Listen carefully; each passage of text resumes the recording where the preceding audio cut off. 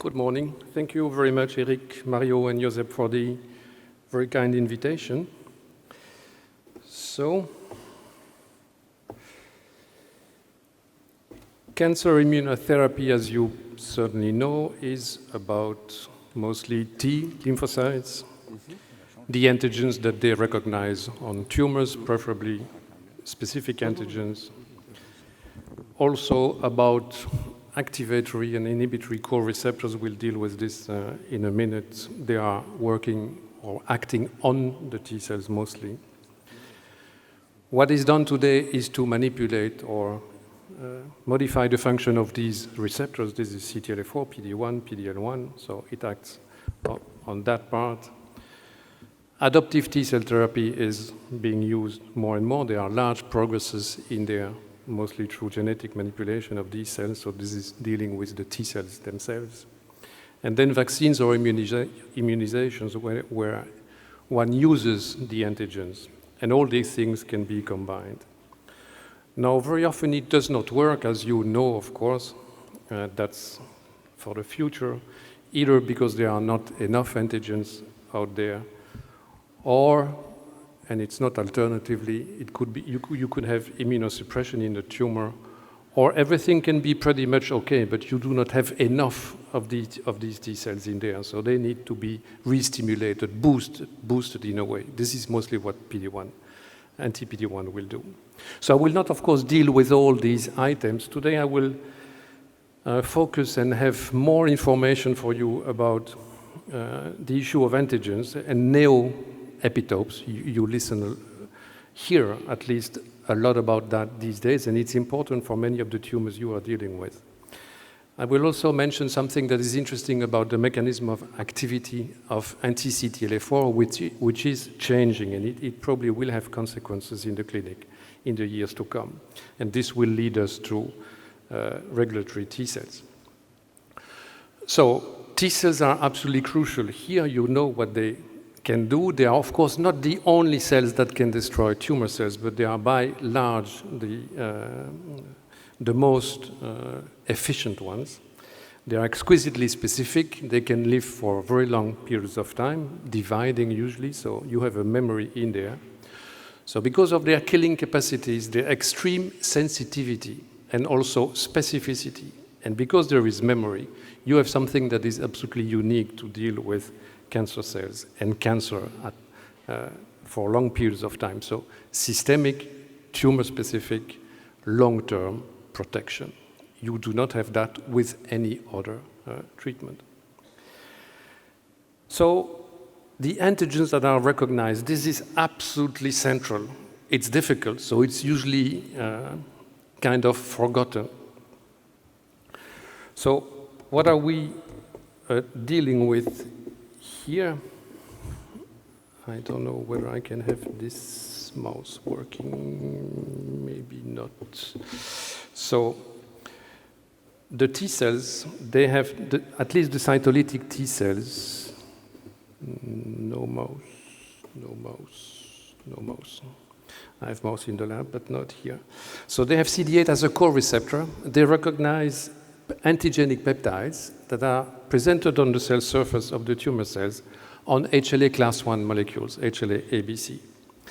Now these peptides are derived from proteins that are encoded in the DNA of the tumor cell. And these proteins, you see them on the bottom, they are then degraded by cytolytic proteases, usually in this complex called proteasome. We'll come to that. You have short peptides that come out of these proteasomes, 20 to 40 amino acids. They are then transported actively into the endoplasmic reticulum, usually further trimmed down there by peptidases. And there they can bind or not, we will see this, to the HLA class 1 heavy chains that you have in the cells. Then with the addition of beta-2 microglobulin, you have a trimeric complex that is then conveyed to the cell surface for recognition by T cells. This is working continuously in absolutely all of our cells, but there are a few exceptions. There are no class 1, for example, on red cells. This is a a class 1 molecule, but without a mouse. I'm unable to show you the animation. Oh, yeah, it's here. What is this? So, okay. So the T-cell receptor is on top, and you see there the HLA class 1 molecule. You see that there is a floor, the yellow thing. It's a beta sheet. Then 2 alpha helices on top, and you see that between these helices you have a red spaghetti, which is a peptide. We are the TCR now. This is what the TCR recognizes, a small part of the peptide that is not buried into this cleft. You see side chains of amino acids of the peptide that come towards you, so towards the solvent, that can be touched, recognized by the T-cell receptor. So that's the secret, that's the trick. And it can be absolutely specific. So it can be specific down to 1 amino acid position. If we go back into the peptide, you see the cleft there, and you see a 9 amino acid peptide that is sitting, it's not covalently bound, never, it's sitting into this cleft. Well, these amino acids, they of course have side chains. Well, if it's glycine, it's just a hydrogen atom. If it's a tyrosine, it's much larger and bulkier. Some of the side chains, they point upwards here, so they can be touched by the T-cell receptor. And others, they point downwards. They go actually into pockets that are present in the floor of this groove. And the pockets will vary from one HLA molecule to another. So the positions of the peptide, here position 2, we count from the left, so N-terminus, and position 9, they are special amino acids because their side chains have to go into the pockets that are in that molecule. So we call that the HLA binding motif of a peptide. Without that motif, the peptide will not be bound by the HLA molecule. So the positions of these pockets and their chemical composition, physicochemical composition, varies between HLA molecules, between A1, A3, B5, B27, and so on. This is the reason of this polymorphism. So the different HLA class 1 molecules, they cannot bind the same peptides.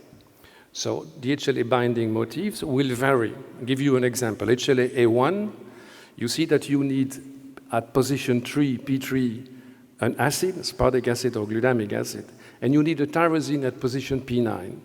For HLA A2, very common in Caucasians, you need at P2 and at P9 small hydrophobic amino acids like leucine, isoleucine, or methionine, and so on and so on. So if you do not have these amino acids at this position, no binding. Now, as we know, as you know, well, but you together with me, we have 6 usually HLA class 1 molecules.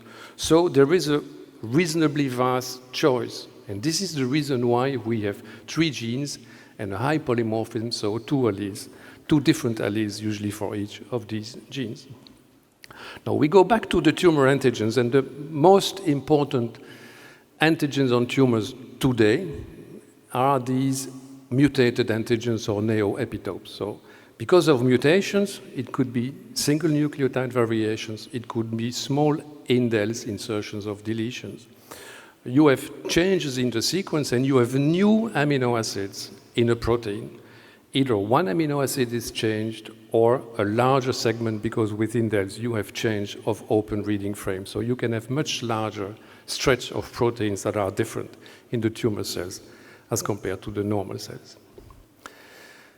Of course, this is important for the tumors, you know, with microsatellites instability, so DNA repair defects. That's the example for colon. So in MSI positive colon tumors, there are many more disease here, single nucleotide variations, but also many more indels. So more of these mutated peptides and probably more antigens on the surface of the tumor cells, more T cells that respond to the tumor. So everything is working much better with these tumors. And this is why stimulating the immune system there has an effect on the tumor. So there is a lot of activity today, and it's certainly important, about predicting these so-called neoepitopes. Why is that interesting and probably important? Well, because it's a biomarker for activity of anti-PD-1, for example. You know that. because it's needed if you want to measure the T-cell response against the antigenic peptides. You need to know what the peptides are for that. So if you want to measure the immunological efficacy of your treatment, you need to know what the mutated peptides are. And also because that's probably for a later stage, but not that far away. You can use the identified peptides for vaccines, together with anti-PD-1, by the way, or with adoptive T-cell therapy, if you are able to derive specific T-cells, amplify them, and inject them back into the patients. So what is done? Well, you need DNA sequencing of the tumor to identify the mutations, to be sure that when you have a difference, it's not allelic polymorphism in the human population, but it's a real mutation. It's better to have DNA sequencing of normal cells of the same individual, of the patient. So you can define the SNVs and indels. If you have RNA-seq or another gene profiling, by the way, but now today everything is done by high-throughput sequencing, you know which are the genes that are expressed in the tumor, because if you need an antigenic peptide, it has to be encoded by a gene that is expressed there. DNA does not tell you that. And then you need the HLA, the complete HLA typing. By the way, this is now provided automatically kind of by the sequencing. And then you can identify, using the HLA binding motifs, or at least guess which peptides are mutated and can be bound by the HLA molecules of the patient. So in this scheme, because of all this, predicting which are the mutated peptides that can be bound to HLA molecules or probably conveyed to the cell surface of tumor cells, this is today easy to predict. It was a dream 20 years ago. Now it's okay. Basically, can be improved, but it's basically okay.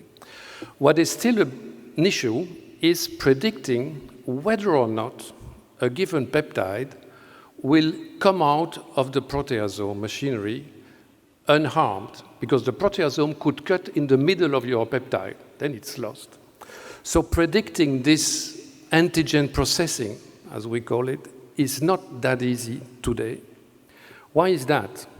Well, because proteasomes are very complex machines. I'll show you a small example. And because there are other enzymes than proteasomes that can do the job, we know a few, there are probably others. So it's a complex process. You are not surprised. It's always like that. This is biology. Proteasomes. So there are different types of proteasomes, unfortunately. So you see there are 4 rings in there. The 2 middle rings contain, each of them, 3 proteases. And it's there that the cutting is done. You see on the left what is called standard proteasome. You see 3 catalytic subunits that are called beta 1, beta 2, beta 5. We don't care. Okay, they can do a certain types of proteolysis. Now you also have, you see immunoproteasomes, and they have different catalytic subunits. All 3 are different.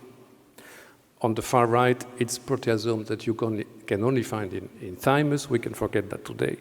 In between standard and immuno, you have 2 different types that are intermediate. So it's a mix of the 2 types of proteases. So it's not that simple. These proteasomes can have different activities, and we have many examples of peptides that can be prepared, I will use this simple term, by a standard proteasome, but they will be destroyed by the immunoproteasome. They will never get out. They will be cut in the middle, and the reverse. So prediction there requires that you know whether or not you have this or that type of proteasomes in the tumor cells when you treat the patients, because in all cells, we usually have standard proteasomes.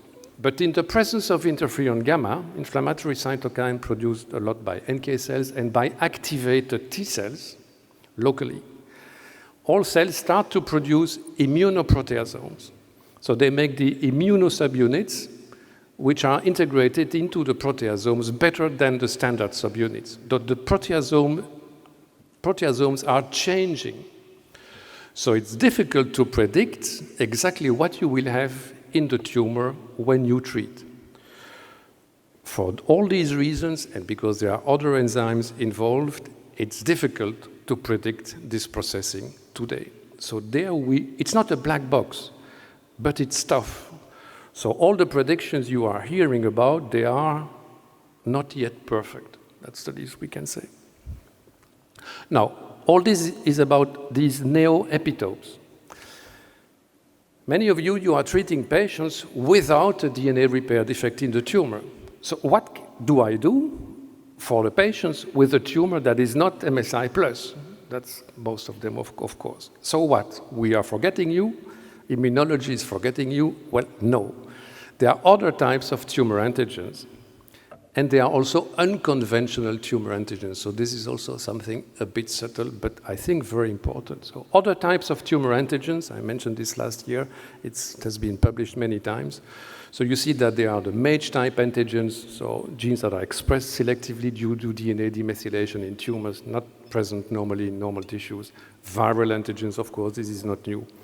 And then sometimes differentiation antigens, this is for melanoma, prostate, B cells. And sometimes overexpressed antigens. So on the left, they are highly tumor-specific. On the right, not that much. So we have to be much more careful with the two types on the right. So there are others. It's not only the neoepitopes. There are many others. And then there is also this. What does this mean? Well, these are antigenic peptides. And we have to be careful about the definition. I mean by that, peptides that are presented by HLA molecules and that can be recognized by T lymphocytes. So that's what we define as antigenic peptides. Well, some of them, they cannot be predicted from the sequence of their encoding gene. Okay, but how is that possible? Well, there are two reasons, well, at least. One is post-translational modifications. You know that peptides can be proteins that can be phosphorylated. Well, you can have a phosphor group in the antigenic peptide. And sometimes the phosphoryl moiety is recognized by the T cell receptor. So it's required. Of course, it has to be tumor-specific. Sometimes glycosylation is important for recognition. So it's a glycopeptide that is recognized. On the contrary, sometimes because the peptide has been deglycosylated by N-glycanase, for example, in the cytosol, the asparagine that binds, that carries the sugar is deamidated into aspartate. So in the DNA, you have a sequence for asparagine, but in the final peptide, it's aspartic acid. It's not at all the same, of course. The T cells make a big difference there. So it's not so easy to predict what you will exactly have.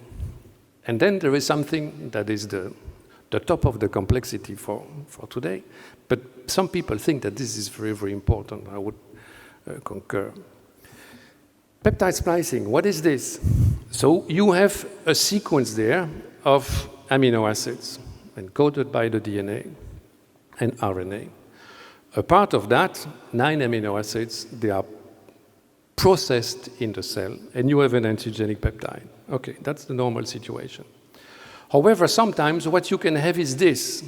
You have a final peptide that is composed of 2 stretches of protein that are not contiguous in the parental protein. So there is a splicing event, and this is done by the proteasome. It was discovered by, the fact that it was done by the proteasome was discovered by Benoit van der Nijm. Even more than that, sometimes the splicing is done in the reverse orientation. So you see there that from the DNA, the sequence on top, you can not at all, but not at all, predict what will be the sequence of the final antigenic peptide. So you see that there is a vast array of antigenic peptides out there. Many of them can be tumor-specific, that we are totally ignoring when we simply do the neoepitope prediction, as I've shown to you. So there is much more out there, but it is difficult to analyze with the tools we have today. So the number of antigens that can be used is much larger than simply the neoepitopes. Even if many of them are not spontaneously immunogenic, they can become so if we use them. And we need more work to understand rules of that to be able to predict what is there. We probably need very sophisticated proteomics techniques to do that with small pieces of tumor material. Okay, I quit the neoepitopes and go into the CTLA-4 PD-1 business. So this is about the fact that to activate the T cell, you need a T cell receptor and an antigen in front of it. You always need that. But you have co-stimulatory receptors, stimulatory co-receptors, and inhibitory co-receptors that work at the same time. The reason for that is that it allows a fine-tuning of T cell activation depending on time and space. There are several examples. So you recognize there CTLA-4 on red, and you recognize also PD-1. They are inhibitory co-receptors.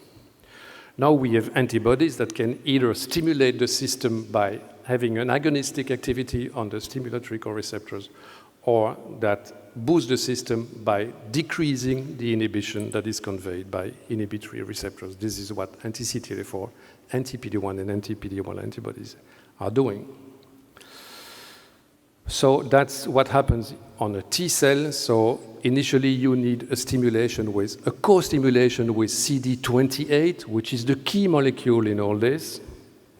CD28 binds B7, which is only present on a few cell types, including the dendritic cells. So this is required for T cell priming, which means very first activation of the T cell, the first time that the antigen is recognized. After a few hours, CTLA-4 comes on the surface of the T cell, so it's an activation marker, actually. It has a larger affinity for B7 than CD28. The latter is outcompeted. So the reason is that CD28 does not do its job anymore. So this is why you have a decrease of T cell activity. So it's a physiological and normal negative feedback loop, if you wish. If you do not have that, you have very serious autoimmune problems. So this is required. It's not some kind of an immunological luxury. We need this. For PD-1, it's kind of the same mechanism. It acts usually later during the life of a T cell. You have PD-1 that comes on the surface of activated T cells, and it binds one of the two ligands, PD-L1 or PD-L2. Now, about the activity of CTLA-4, there is more than that. And initially, this was completely unexpected. And there were results in mice, but it's the first time I tell this in non-professional immunologists because it's a bit tough, but I'm now convinced that this is true in patients as well for the reasons I will mention. So you know that antibodies, well, they recognize something, but they also act through their Fc portion, so the bottom part of the molecule. And this is going through different types of receptors on complement molecules or on cells. Fc gamma receptors are very important there for the activity of IgGs. So this is difficult because there are many. So these are the Fc receptors that we have and that recognize the constant part of IgG antibodies only. You see that we have some that activate the cells and some that inhibit the cells. We focus on this one. It's an activating receptor. It's present on NK cells. They are lytic cells, and also on macrophages, which can also kill cells sometimes. When you have cells covered by IgG antibodies, NK cells or macrophages will bind to the Fc part of the IgGs, and they will lyse the cell that is recognized by the antibodies. So this is called ADCC, so antibody-dependent cellular cytotoxicity. Binding to this receptor involves sugars on the IgG molecules. So we have sugars there on asparagine residues. This is why I mentioned them earlier. You see the structure of the sugar. We know that if an antibody is non-glycosylated, for example, if we remove this asparagine, we mutate it, there is no sugar. Well, ADCC goes down dramatically because there is no more binding to this Fc gamma receptor. And there are other details there. So this is hugely important for the engineering of monoclonal antibodies that are using in patients. So it's more and more important to understand all this in detail.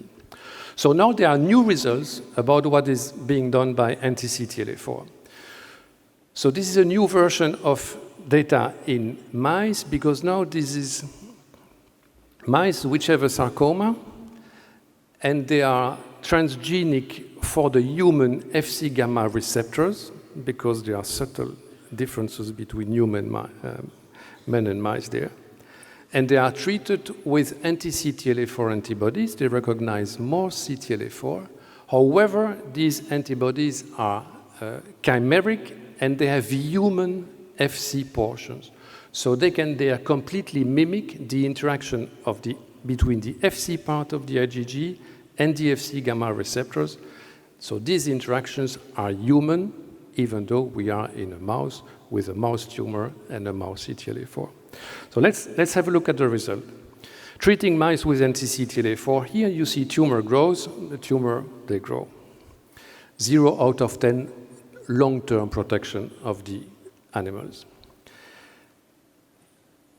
Here we use an anti-CTLA-4, so it was a control on the left. You see that in 10 out of 15 mice, it's fine. So there is clearly a therapeutic efficacy. If we remove the asparagine in the IgG1, you see that the effect is completely lost. This is important. You see that there, this effect does not depend on the fact that the antibody binds to CTLA-4, because this is still happening. But the effect is lost because the antibody cannot be bound by Fc gamma receptors anymore. So it's completely different from what we thought. This is an antibody that is mutated. You see the mutations there. And because of that, it binds much better to the Fc gamma receptor. And you see that the clinical effect is much better as well. And for IgG2, it's the same as for IgG1. Is that relevant in patients? Well, apparently yes, and this is also new, because basically what I've just shown there, we knew that in mice, but whether or not it would be relevant in patients, we did not know. So they have reanalyzed, it's a meta-analysis, 2 studies, of course in melanoma, with anti-CTLA-4, with ipilimumab, which is an IgG1. And they have used this marker, which is a polymorphism in this Fc gamma receptor. And we know for a long time that this is a polymorphism that gives you a better receptor, so higher affinity in particular for IgG1, but not only.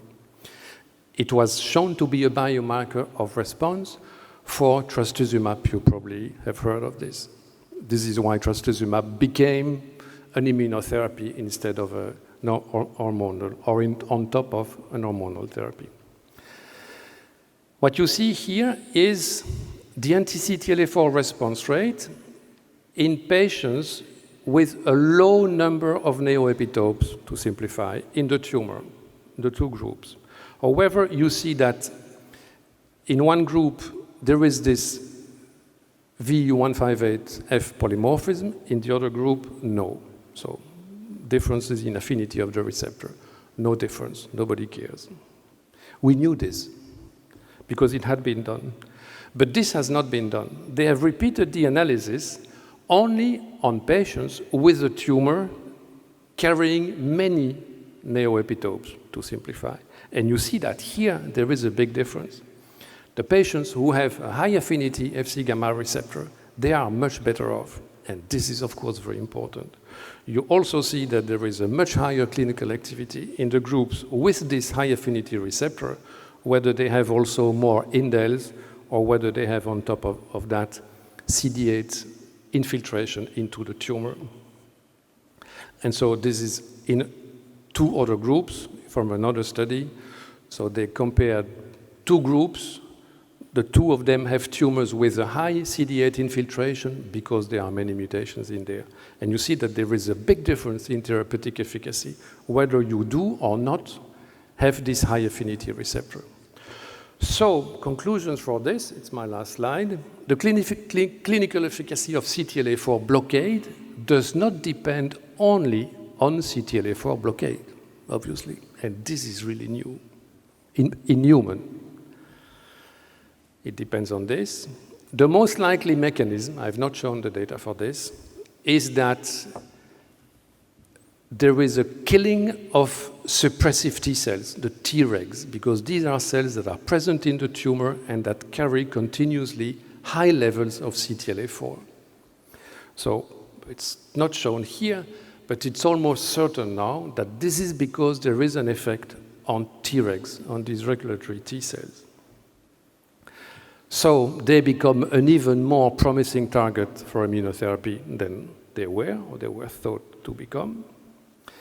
This might explain the destruction of Tregs with anti-CTLA-4. This might explain that you have more toxicity with anti-CTLA-4 than when you block the PD-1 pathway. And it shows that we need to investigate more on strategies to block the activity of these Tregs, preferably only in tumors. So I think you will see that in the years to come. Thank you very much.